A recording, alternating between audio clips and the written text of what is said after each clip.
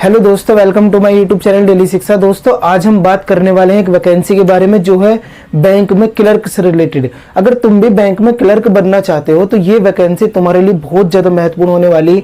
लेकिन अगर तुम्हारे मन में कुछ सवाल हैं, जैसे कि क्या कितनी वैकेंसी है, क्या योग्यता है, क्या कितनी उम्र होने वाली, क्या सिलेबस है, तो अगर इस तरीके के तुम्हारे दिमाग में सवाल है तो वीडियो को देखने के बाद इन सारे सवालों के तुम्हारे जवाब मिलने वाले हैं। तो बस वीडियो को पूरे टकटकी लगा के देखते रहो। टकटकी मतलब पूरे ध्यान से देखते रहो, तुम्हारे सारे डाउट क्लियर होते चले जाएंगे।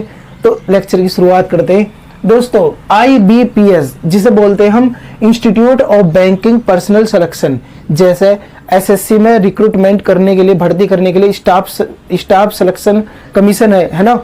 ऐसी जैसे UPSC है, यूनियन पब्लिक सर्विस कमीशन है, या UPSSC है। तो इसी तरीके से बैंक में जो भर्ती करी जाती, बैंक में जो वैकेंसी निकाली जाती, वो निकालता IBPS। बैंक का खुद का एक इंस्टीट्यूट है जिसका नाम है IBPS, यानी कि institute of banking personal selection. इसका काम केवल यह है कि बैंक में कैसे हम सिलेक्शन कर सकते हैं, कैसे नए नए लोगों को भर्ती कर सकते हैं।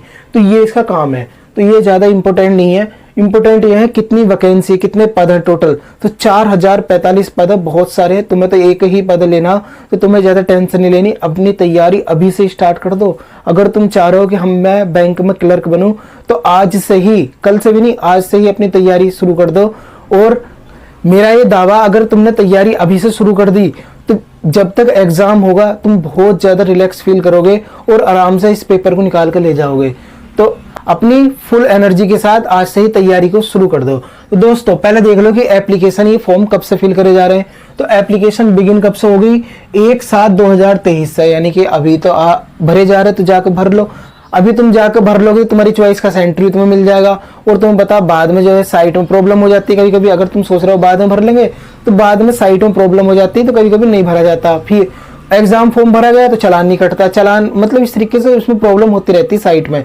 तो अभी से जाकर इस फॉर्म को फिल कर लो जरूर।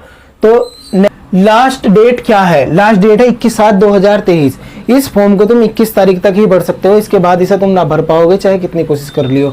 नेक्स्ट है फीस लास्ट डेट। जिस दिन एग्जाम फॉर्म की लास्ट डेट है उस दिन फीस की लास्ट डेट है। तो ये भी हाथों हाथ तुम कटवा दियो। पैड ट्रेनिंग, इसके लिए बकायदा जो इसका तुम इसका पैटर्न देखो क्या है एग्जाम का। पहले क्या होगा? प्री होगा, फिर मेन होगा, उसके बाद तुम्हारा सिलेक्शन होगा। लेकिन ये क्या करवा रहा है IBPS वाले, जो तुम्हारा प्री का एग्जाम होगा उससे पहले एक ट्रेनिंग देंगे जिसका नाम रखा पैड ट्रेनिंग। तो ये ट्रेनिंग तुम्हारी कब होगी? ये सभी स्टूडेंट के लिए, चाहे वो क्वालिफाई हुआ हो ना हो। तो क्वालिफाई तो बाद में होगा जब पेपर देगा। पेपर से पहले इन्होंने ट्रेनिंग रख दी एक। वो ट्रेनिंग कब है? पैड ट्रेनिंग अगस्त में होगी, अगस्त 2023 में। और जो तुम्हारा पेपर होने वाला वो कब है? वो नेक्स्ट मंथ होगा, यानी कि सितंबर में।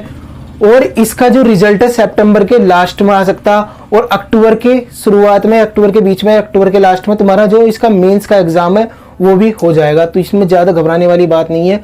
यानी कि समझ रहे हो, सितंबर में तुम्हारा क्या है? प्री है, अक्टूबर में तुम्हारा मेन है। तो अगर तुम प्री और मेन को दोनों कंबाइन करके अगर तुम तैयारी करोगे ना, तो तुम्हारा पेपर में जरूर सिलेक्शन होगा, ये मेरा वादा है ना। और हमने भी एक टेलीग्राम चैनल बना रखा, जाकर उसे ज्वाइन कर लो, फ्री ऑफ कॉस्ट है। वहां तुम टेस्ट दे सकते हो और अपनी तैयारी को बूस्ट कर सकते हो। तो दोस्तों, अभी तुम सोच रहे होंगे कि देखो ये तो सितंबर हो गया या अक्टूबर हो गया, मेंस की डेट क्या? अक्टूबर में कोई सी भी तारीख हो सकती है। और सिलेक्शन कब हो जाएगा तुम्हारा? पेपर अक्टूबर में दे दिया, मान लो तुम पास हो गए है ना, तो तुम्हारा जो कब तुम उसे ज्वाइन कर सकते हो? तो अप्रैल तक तुम एकदम समझ लो बैंक में क्लर्क बन गए होंगे। समझ रहे हो, इतनी फास्ट इनकी वो है।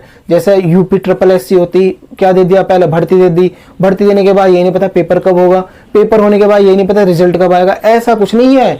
यहाँ पे क्या है? सीधा दे रखा, सितंबर में पेपर है तुम्हारा प्री और अक्टूबर में मेन है। प्री क्वालिफाई करो, मेन दो, मेन देने के बाद अप्रैल में तुम्हारी भर्ती। समझ रहे हो? तो इतना अच्छा ये पूरा पैटर्न है। इसमें बिल्कुल पारदर्शी तरीके से सब चीजें होती, तो इसे तुम जरूर फिल करो अगर तुम इसके योग्य हो तो। एज मिनिमम देख लो क्या है? 20 साल है, और मैक्सिमम एज 28 साल है। समझ रहे हो? कम से कम तुम 20 साल के तो यार हो, इससे ज्यादा से ज्यादा 28 साल के। लेकिन अगर तुम SC और OB से रिलेटेड हो तो SC वालों के लिए 5 साल की छूट है, यानी कि जो अपर एज है उसमें 5 साल की छूट है। मान लो 32 साल का है कोई SC कैंडिडेट, तो वो इस फॉर्म को फिल कर सकता है क्योंकि 5 साल की उसे छूट है ना। OBC वालों के लिए 3 साल की। तो देखो, अब तुम सोच रहे होंगे कि ये जो बैंक में क्लर्क बनेंगे, तो हम कौन से बैंक में क्लर्क बनेंगे पेपर देने के बाद?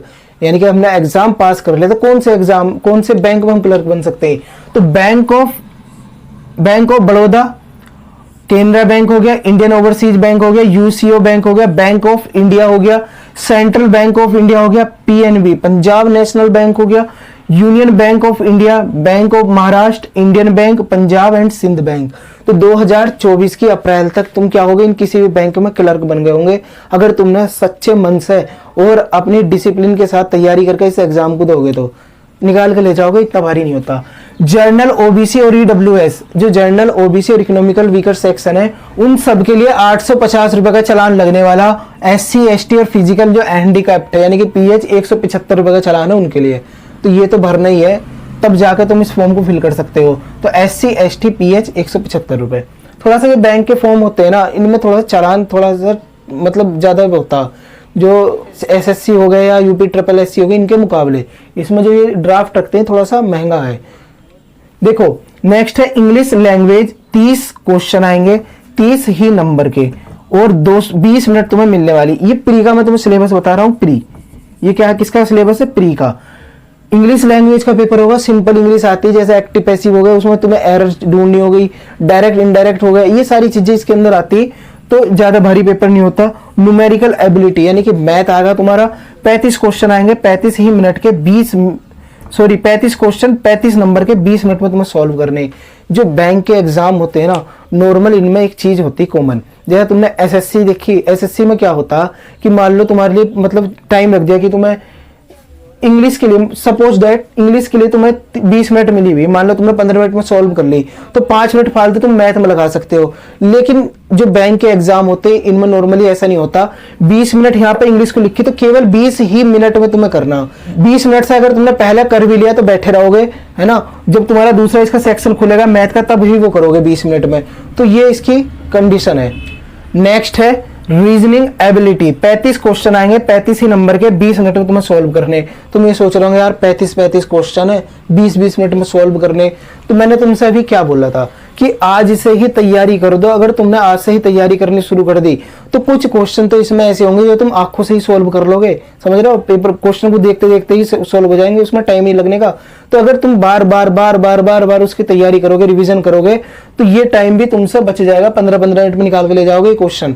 और इसमें एक देखो चीज क्या होती है, बैंक वाले एग्जाम में मैथ बहुत ज्यादा ईजी आता, बहुत ही ज्यादा है। अगर हम एसएससी के एग्जाम देखते हैं उनमें मैथ थोड़ा टफ आता, रीजनिंग हल्की आती, लेकिन जो बैंक के एग्जाम होते हैं बैंक वालों में क्या होता है, रीजनिंग थोड़ी टफ आती है और मैथ थोड़ा हल्का आता। तो जो भी तुम्हारा वीक सेक्शन है, चाहे वो मैथ है या रीजनिंग है, उसे अच्छे से कवर कर लो और अपने एग्जाम से पहले उसे अच्छे से कवर कर लो।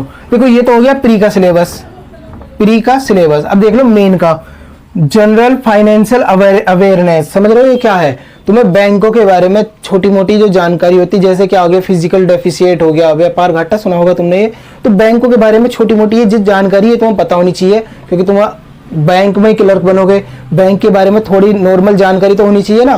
तो वो इसके अंदर 50 क्वेश्चन आएंगे 50 ही नंबर के उससे रिलेटेड, तो समझ रहे हो 50 क्वेश्चन 50 नंबर के 35 मिनट में तुम्हें सॉल्व करने। कितने मिनट में? 35 में। और जर्नल इंग्लिश आने वाली तुम्हारी 40 नंबर की और 40 ही क्वेश्चन होंगे, 40 क्वेश्चन 40 नंबर के 35 मिनट में तुम्हें सॉल्व करने। समझ रहे हो? मैंने ये बताया ना, प्री और मेन को दोनों को लेकर चलोगे ना तुम, तो प्री वाले इंग्लिश से तुम्हें कुछ नहीं लगने की। फिर देखो reasoning and computer aptitude, computer मतलब इसमें बुझ जाएगा रैम रोम क्या होती है ना, और सीपीयू के बारे में, कंप्यूटर की बेसिक नॉलेज तुम्हें होनी चाहिए। 50 क्वेश्चन आएंगे उसमें 60 नंबर के। और रीजनिंग भी इसके साथ इंक्लूड है। रीजनिंग और कंप्यूटर एप्टीट्यूड 50 क्वेश्चन आएंगे 60 नंबर के, 45 मिनट में तुम्हें सोल्व करने। ये मेन का बता रहा हूं पहले, लेकिन ये क्वालिफाई करना पड़ेगा तब जाके ये होगा। क्वांटिटेटिव एप्टीट्यूड यानी कि मैथ है तुम्हारा, 50 क्वेश्चन 50 ही नंबर के और 45 मिनट में तुम्हें सोल्व करने। तो इसमें ज्यादा घबराने वाली बात नहीं है। टोटल 160 मिनट तुम्हें मिलेगी, 200 नंबर मिलेंगे और 190 क्वेश्चन होंगे। 190 क्वेश्चन के लिए 200 नंबर है और 160 मिनट है। तो इसे तुम इस तरीके से देख सकते हो। और इसके लिए योग्यता मैं बतानी भूल गया, तो योग्यता इसके लिए क्या होगी? देखो योग्यता छोड़ो, ये बताओ अगर तुम्हारे मन में कुछ भी डाउट रह गया हो अब भी, तो कमेंट बॉक्स ओपन है, कमेंट करके मालूम कर सकते हो, तुम्हारे हर एक सवाल का जवाब जरूर मिलेगा। और इसके लिए योग्यता क्या होगी? बैचलर डिग्री, चाहे तुमने बीएससी बीए बीकॉम कुछ भी कराओ, बीटेक कराओ, बैचलर डिग्री तुम्हारे पास है तो आज ही जाकर इस फॉर्म को फिल कर लो। बेझिझक होकर तैयारी शुरू कर दो। जरूर अगर तुम अपनी तैयारी को अच्छे से करके चलोगे तो इस पेपर को जरूर क्वालिफाई करके ले जाओगे। तो दोस्तों ये थी छोटी सी इन्फॉर्मेशन, तुम्हें कैसी लगी? इससे रिलेटेड तुम्हारे मन में अगर कुछ भी डाउट हो तो कमेंट बॉक्स ओपन है, कमेंट करके मालूम कर सकते हो। दोस्तों मिलते हैं फिर नेक्स्ट लेक्चर में, तब तक के लिए थैंक्स अ लॉट, जय हिंद।